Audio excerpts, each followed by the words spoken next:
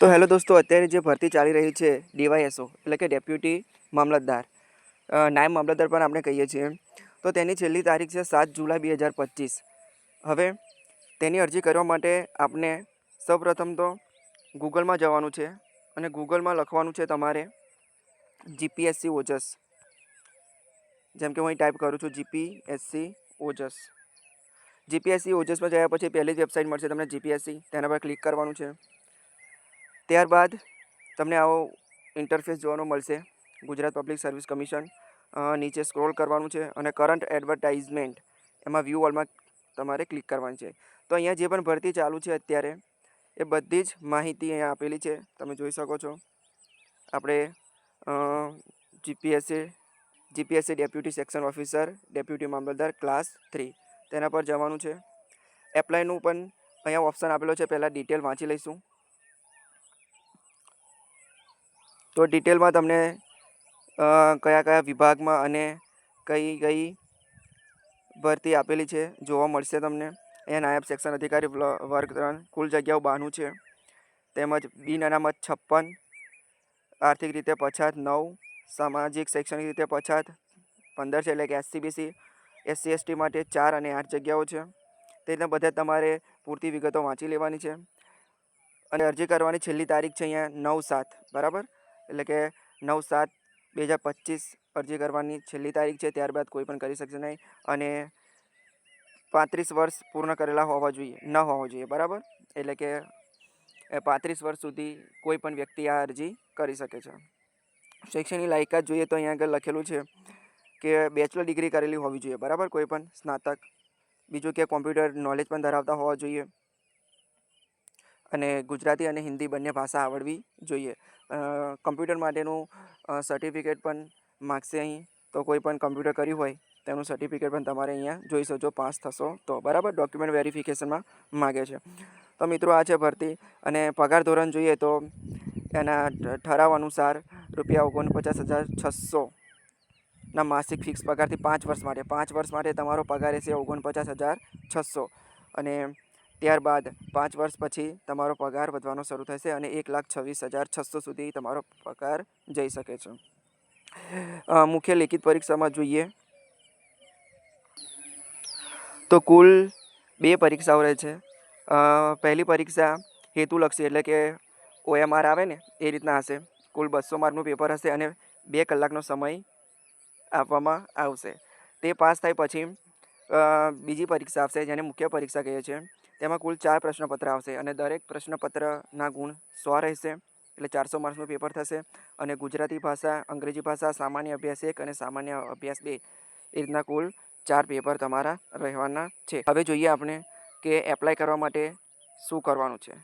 તો આપણે બેક જઈશું અને એપ્લાયનું જે બટન હતું તેના પર આપણે ક્લિક કરીશું. તો અહીંયા જો જે જનરલ જે ઉમેદવાર હશે તેને ₹100 ફી પણ અહીંયા ચૂકવવાની છે. એસસી એસટી અને એસસીબીસી માટે કોઈ ફી રહેતી નથી, બરાબર છે. ચલો એપ્લાય પર જશો એટલે તમને આ રીતના ઇન્ટરફેસ જોવાનું મળશે, બરાબર છે. એટલે એપ્લાય પર ક્લિક કરવાનું છે તમારે. એપ્લાય પર ક્લિક કર્યા પછી અહીંયા તમને તમારો OTR number, registration number, one time registration number એટલે કે OTR નંબર માગશે અને બર્થ ડેટ માગશે. એ તમારે ક્યાંથી લાવવાનું છે? તો મેં અહીંયા પહેલેથી જ રજિસ્ટ્રેશન કરેલું છે, એટલે મને OTR નંબર અને બર્થ ડેટ તો મારી છે જ તે એ મળી ગયેલું છે. એટલે હું ત્યાંથી જ્યારે મારી બધી જ ડિટેલ ફિલ કરીશ, OTR નંબર અને બર્થ ડેટ, તો મારી બધી જે પહેલાં રજિસ્ટ્રેશનમાં જે ડિટેલ નાખેલી હશે એ બધી ઓટોમેટિક આવી જશે. હું અહીંયા તમને ન્યૂ રજિસ્ટ્રેશન પર ક્લિક કરીને બતાવી દઉં કે અંદર તમારે કઈ કઈ ડિટેલ ભરવાની આવશે. તો હું ક્લિક કરીશ ન્યૂ રજિસ્ટ્રેશન. ત્યારબાદ સમજ અને જાહેર સૂચના નીચે જવાનું છે, આઈ એગ્રી પર ક્લિક કરવાનું છે. ત્યારબાદ તમને જો ટાઇટલ મિસ્ટર, મિસિસ, બરાબર છે, ડૉક્ટર, MRS જે પણ હોય તમારે લાગુ પડતું હોય તમારે સિલેક્ટ કરી લેવાનું છે. સરનેમ માગશે તમારી. ત્યારબાદ first name, father name, mother name, gender male હોય તો મેલ, ફિમેલ હોય તો ફિમેલ, જન્મ તારીખ, ડેટ ઓફ બર્થ, કેટેગરી તમારી એસસીબીસી, જનરલ, SC ST જે પણ લાગુ પડતું હોય તમારે સિલેક્ટ કરી દેવાની છે. ત્યારબાદ પ્રેઝન્ટ એડ્રેસ, તમે જ્યાં રહેતા હોય અત્યારે, બરાબર, તેનું એડ્રેસ નાખવાનું છે અંદર.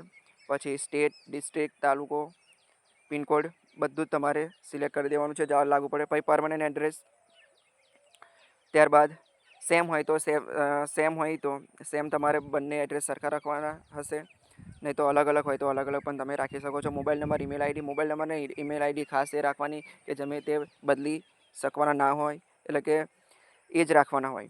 પછી રીટાઈપ મોબાઈલ, ફરી એને આપણે બધી ડિટેલ નાખવાની છે. નેશનાલિટી ઇન્ડિયન, પછી રમતગમતનું સર્ટિફિકેટ ધરાવતા હોય તો તે પણ અહીંયા તમારે સિલેક્ટ કરવાનું છે, ભરવાનું રહેશે ડિટેલ.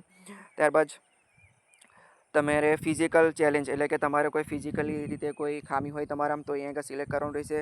ત્યારબાદ સિલેક્ટ કરશો તો તેનું સર્ટિફિકેટ પણ માગશે. ત્યારબાદ તમારે નીચે જવાનું છે. એક્સ આર્મી હોય, બરાબર, કે નેવી, એરફોર્સ કે આર્મીમાં તમે નોકરી કરી ચૂક્યા હોય તો તેઓ પણ આ તેમને ડિટેલ ભરવાની રહેશે. ના હોય તો નો કરી દેવાનું, હોય તો યસ કરી દેવાનું છે, બરાબર. હવે નીચે જવાનું છે. ત્યારબાદ અત્યારે કોઈ ગુજરાત ગવર્મેન્ટમાં જોબ કરો છો કે નહીં કરતા તે પણ એક માગે છે.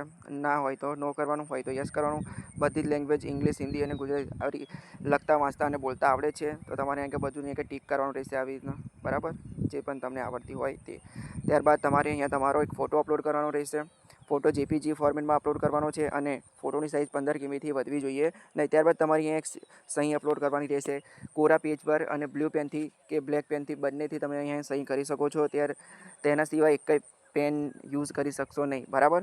અને તેની પણ સાઇઝ 15 કેબીથી વધારે હોવી જોઈએ નહીં. ત્યારબાદ તમારે સેલ્ફ ડિક્લેરેશન અહીંયા આગળ વાંચી લેવાનું અને પછી યસ કરી અને આ કેપ્ચા આપેલો છે તે અહીંયા એન્ટર કરી ત્યારબાદ સેવ કરી લેવાનું છે. ઓકે, આટલું કર્યા પછી તમારો OTR નંબર તમારા મેસેજ પર આવી જશે. ત્યારબાદ તમારે ફરી અહીંયા પાછું આવવાનું છે અને અહીંયા તમારો OTR નંબર અને બર્થ ડેટ નાખીને એપ્લાય વિથ OTR પર ક્લિક કરશો એટલે તમારી બધી ડિટેલ ભરેલી આવી જશે. તમારે નોન ક્રિમિલિયર જાતિનું પ્રમાણપત્ર હોય તેના જે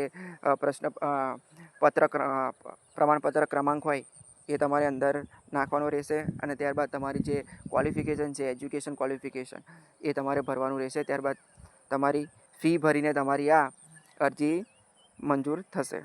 ઓકે, તો આવી જ રસપ્રદ અને સ્પર્ધાત્મક પરીક્ષાઓની માહિતી તમારે જો જોતી હોય અને તમે તૈયારી કરી રહ્યા હોય તો મારા આ ફેસબુક પેજને તમે ફોલો કરવાનું ભૂલતા નહીં, જેનાથી બીજી જે ભરતીઓ આવી રહી છે, જે 10 પાસ પર પણ આવે છે અને 12 પાસ પર પણ આવે છે, તેમજ ગ્રેજ્યુએશનમાં તો આવે છે, તે બધી જ માહિતી અહીંયા આપણે મૂકવાના છીએ. ઓકે, જય હિન્દ.